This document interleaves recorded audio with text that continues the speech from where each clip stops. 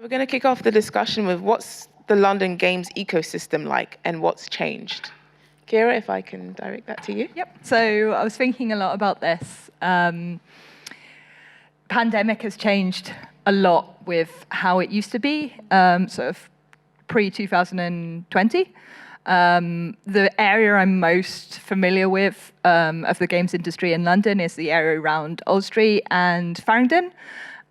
So we lost Big Pixel Studios.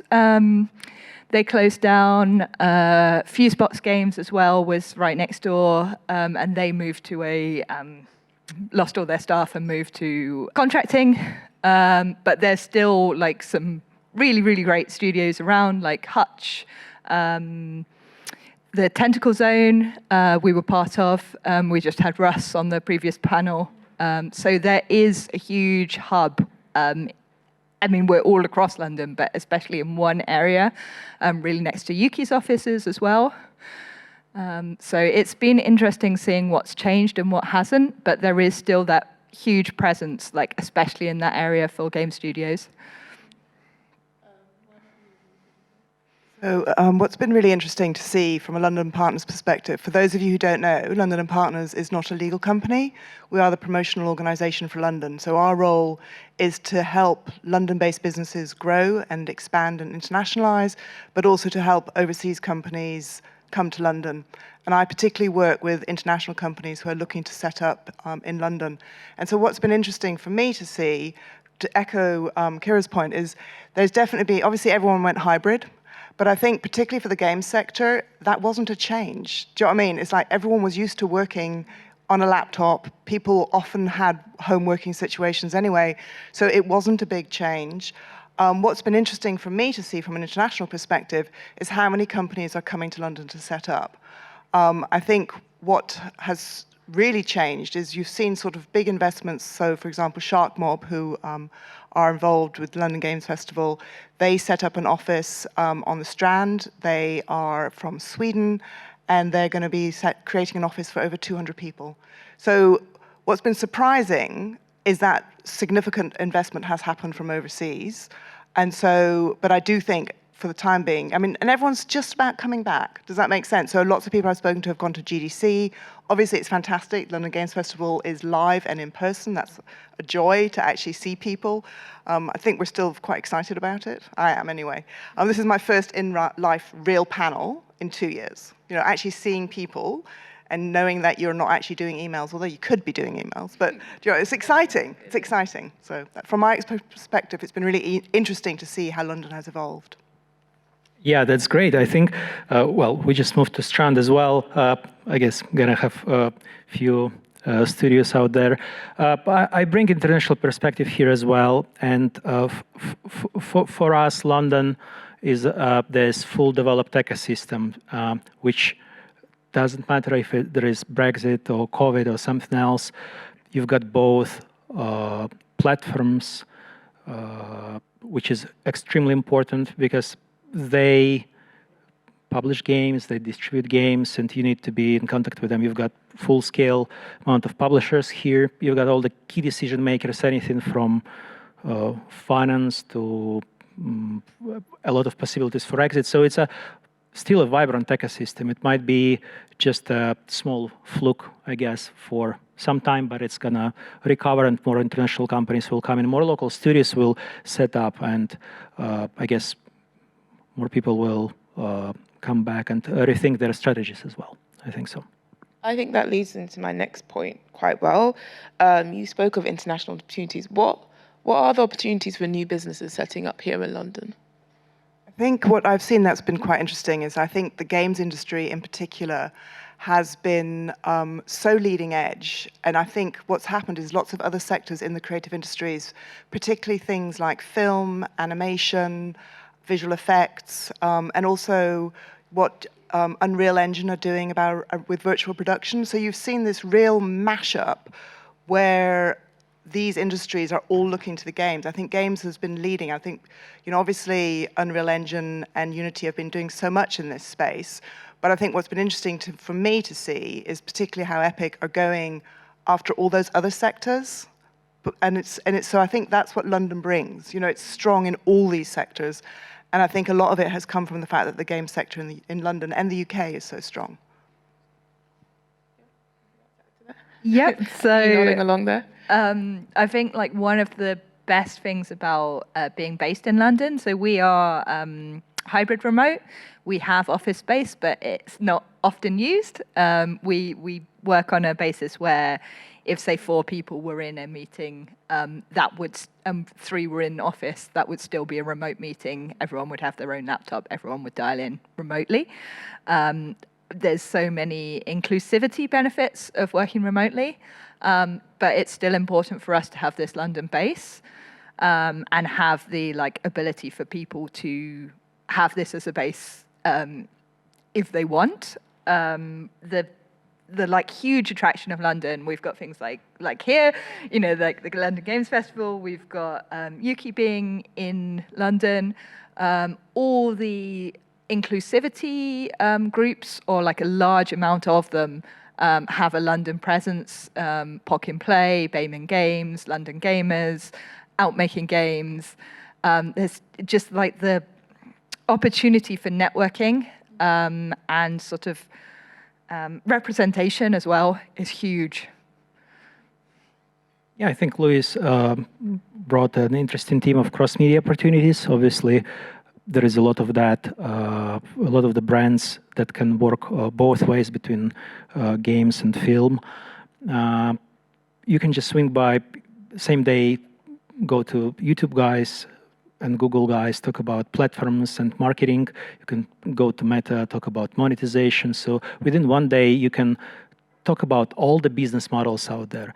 So for us, what's really important, so Ultra Horse is a multiplayer games company. So for us, it's all about esports. So for us, the presence of the local venues, of the local teams, of the platforms that get it, it's extremely important. It's going to be the first event for us in 2 years, when this week at WASD we will meet our gamers. So that's really important, because in this fully developed ecosystem, you can meet both parties, your potential players, your investors, and all of that is in one place. And I mean, there are other places like that, perhaps Tokyo, South Korea.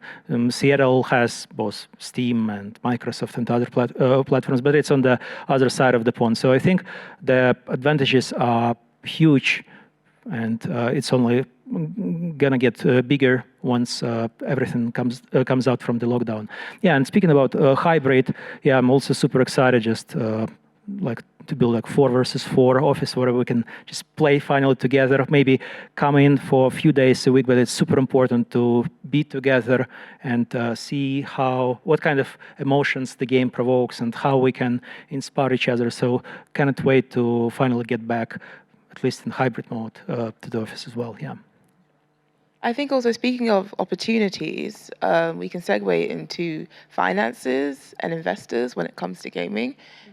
If Louise, you want to take that one. So one of the things that has been interesting, to the point that I made earlier about investment, is to see, so, you know, obviously I haven't done this myself. So the people in the audience and watching, and also next to me, are the people who are raising money for their companies.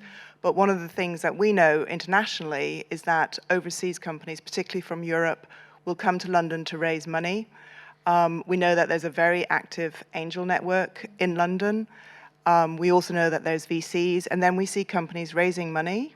Triple Dot, for example, this year, or we also see significant acquisitions. I mean, I think when you see, I mean, this obviously isn't about a London company, but when you see companies like Microsoft acquire Activision, I mean, I obviously don't know about these things. I had no idea that was coming. So when that broke, it just was like people going, well, what do you think? And I'm going, well, they obviously, I mean, I think I've seen Microsoft here. I think they're one of the sponsors. So I think they are obviously interested in this space for a number of reasons. And I would think one of them is going to be the talent piece. But the investment around that tells other people who don't necessarily look to the game sector that the game sector is a sector they should be looking to invest in. Yeah, that just speaks about the health of the ecosystem. You've got AAM for growth, you've got LSE, you've got local listed companies also being acquired by overseas parties like Codemasters, I guess. What else? And I think it all comes down to the proper incentives. Like if the local angels are incentivized to invest locally from the previous exits, when the structure format is proper for all parties, then it's just gonna keep growing and it's gonna keep revolving around the local ecosystem. So I think the health of the local London and UK ecosystem just shows that, especially with all the exits last year and recent raises, it is the place to be. Yeah. I think it's definitely the place to be. But what's London the difference? What's the difference when it comes to hiring for games in the city? Like specifically, what are the challenges as well when it comes to hiring in London? So cost is like the huge one. Like that's the very obvious one. Like not only if you want a physical base, like the rent is very expensive compared to other cities. The cost of living is higher than a lot of other places in the UK and also outside of the UK. So you know generally salaries are weighted for London. So that's like the big obvious one of like what the challenge is. But I think there's so much benefits that outweigh that if you can get that investment or if you're in a suitably comfortable position as a business. Like we pay all our UK staff along the same salary line, so it's a London salary, even though a lot of people aren't working in the in London, and I think that's a huge attraction as well. Like we're paying this London salary, but we're not requiring people to be here all the time. I think that's a really good thing in terms of people still being able to work from home and be inclusive in that sort of aspect. What do you think are some of the challenges and the benefits too in terms of talent? Well, certainly the one that everyone tells me about is that there isn't enough talent. But I think that's not just in London or the UK. I think that's a global challenge that people are talking about. And I think it's really interesting. I do think the working from home and then paying London money is something that you're seeing in a lot of people are having to do that because they're going, well, if I want to recruit and I'm trying to recruit these roles, I might want to recruit beyond London if I'm not going to ask people to be here every day. And so I think you're seeing, and that's, I'd say that's a quandary. People are really, I would say particularly as you get larger, I think a lot of larger companies, there is an element that they want people to be in the office. They feel that people are more creative in the office.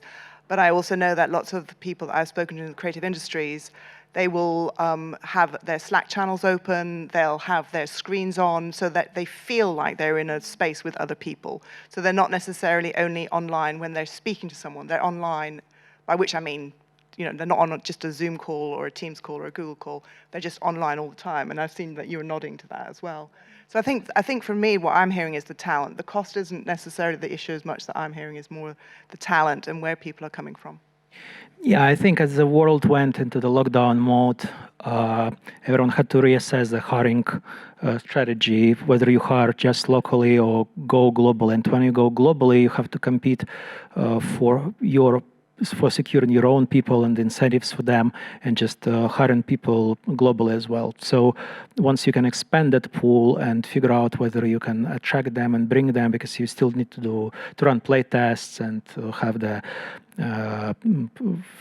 company meetings and variety of events, you have to take all of those things into account. When you take all of that, you're like, okay, so maybe we can expand the hiring pool, maybe we can rethink those practices. And it's a very interesting point that everyone would say, yeah, well, we can work for a London company and get the London salary, so why would we want to work for a smaller company elsewhere? So I think everything got much more competitively, but as an international company, again, like we always look at fully loaded costs, and still I would say UK is okay. Like in a number of countries where we employ people in Europe, the fully loaded costs with all the additional variety of taxes and social taxes and everything, it might be much more extreme. Then you have to balance those. When you start thinking and balancing things, London is actually doing okay in that category. Yeah. I'd just to bounce back on what we've all spoken about. I would sort of argue that I don't think there's a lack of talent. I don't think there's not enough talent. It's much more competitive now. I think it's also the hiring process, like where people are maybe looking in terms of where they promote their jobs and that sort of thing. Yeah, like I just think we need to be more aware of what people are looking for, whether it's remote working, whether it's salary, whether it's like the base.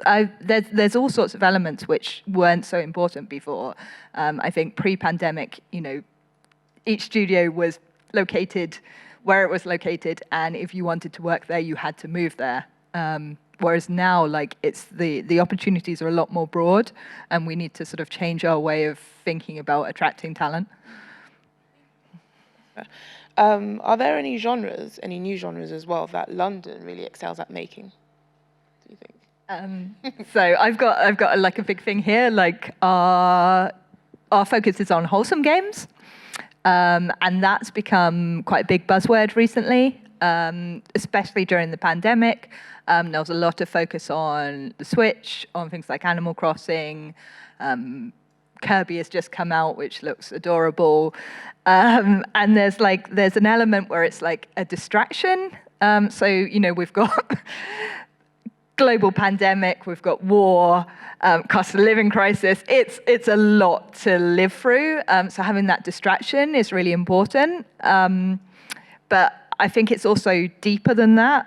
Sorry, I've got a few notes here, so give me a second. But it can, if you look at it just at face value, it can feel insincere, like companies sort of greenwashing. We had quite a nice quote from one of our, well, I'm not sure if I'd call it quite nice, but from one of our employees was that the world is cold and dying.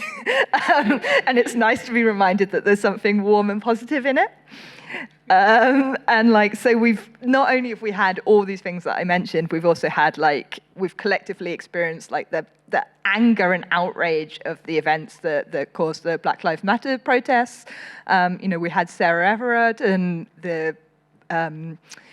how the police handled her vigil. We've had a rise in very mainstream attacks on trans people. It's been a lot.